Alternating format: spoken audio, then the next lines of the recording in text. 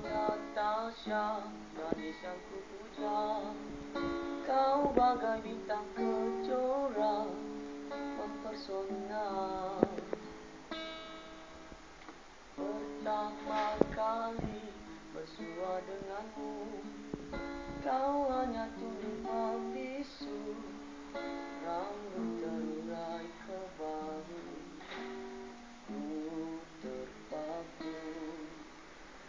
Telah ku coba untuk menghampiri, tak berdaya diri ini, tak mengerti.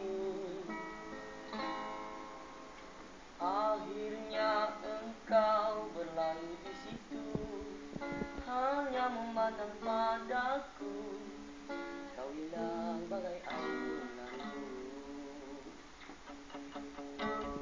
Termangunglah aku terkenang peristiwa itu, mengelubungi jiwa yang tak menentu, gelora tanpa restu.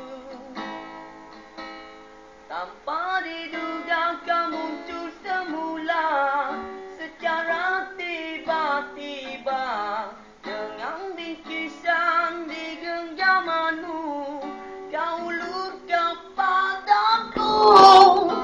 Tanpa ucapan ku harapkan hanya bingkisan.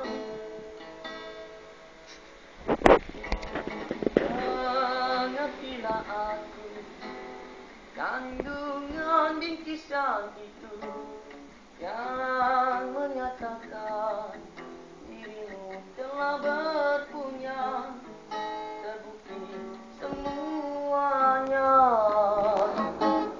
Apakah dayaku insan biasa, takdir penentu segala. Akan ku coba menghadapinya, walau ribut melanda.